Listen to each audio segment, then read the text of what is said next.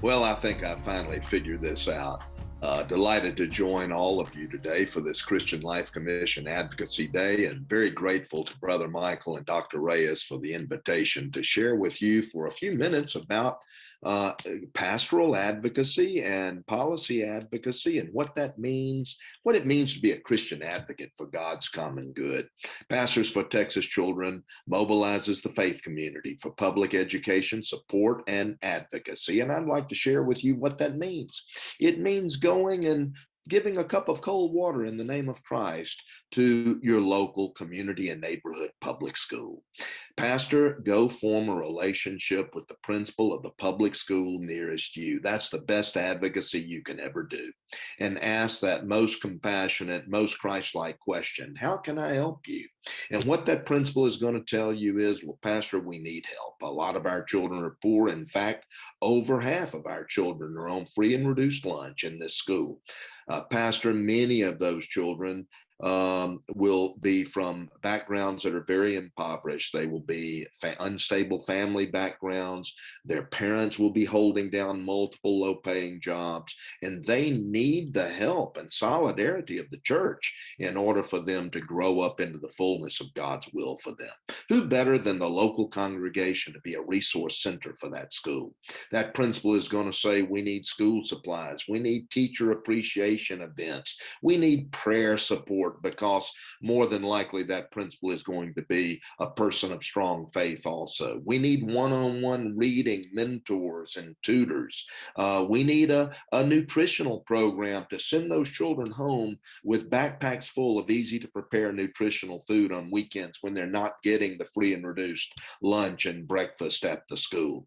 Do all of this in deference and submission to God's gift of religious liberty, that is church-state separation. We believe in that. We don't come in preaching and praying. That belongs in the home and in the church and in the heart, but we come in with our hands open and we ask, how can we help? And there is no better witness for Christ than for your congregation to be an ally to that neighborhood school and to show the love of God in all kinds of ways, and to be on the speed dial for that principal when he or she needs something. You are the portal, the door to an entire powerful congregation of people that want to help.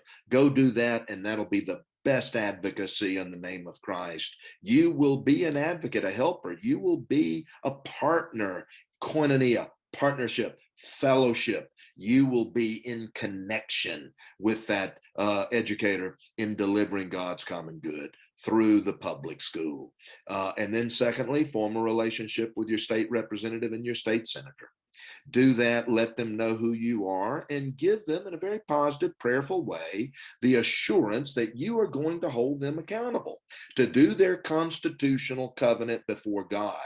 The Constitution of the state of Texas says this: a general diffusion of knowledge being essential for the preservation of the liberties and rights of the people, the legislature of this state shall make suitable provision for public free schools. That is the oath that those policymakers make before God, and they need community leaders like you holding them accountable. Form that relationship. Be a pastor to that state representative and that state senator. Let them know that they can call upon you. This doesn't have to be done in a confrontational way. It can be done in a very collaborative, cooperative way.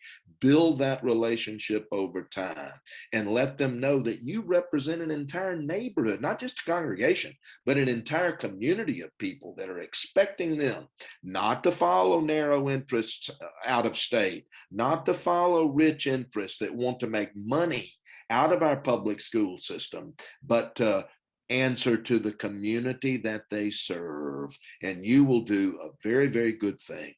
Democracy is a reflection of the way God makes each individual, fearfully and wonderfully, the way we're made in the image of God, one person, one vote.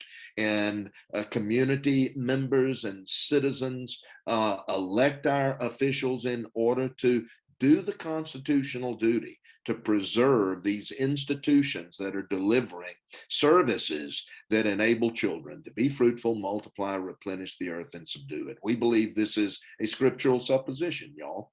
God brought all the animals to the human to see what the human would call them. That's what we learn in Genesis chapter 1. In a sense, creation was the first classroom. God was the first teacher. Adam was the first student. And in order to be the person God means for us to be, to grow up into the fulfillment of God's plan, we have to be literate. We have to be educated. Education is the number one indicator of upward social mobility. It enables women and men to do God's will, to be the people God means for them to be on God's planet. This, in a nutshell, is what Pastors for Texas Children do. You can find a lot more information on our website, www.pastorsfortexaschildren.com. You can follow us on Facebook. Please do. You can follow us on Twitter, Pastors4TX Kids. You will get the sense about our message to fully support 110% public education, which delivers this ability to name God's world to all our children. If it's left up to a private market, some children will make it, most children won't.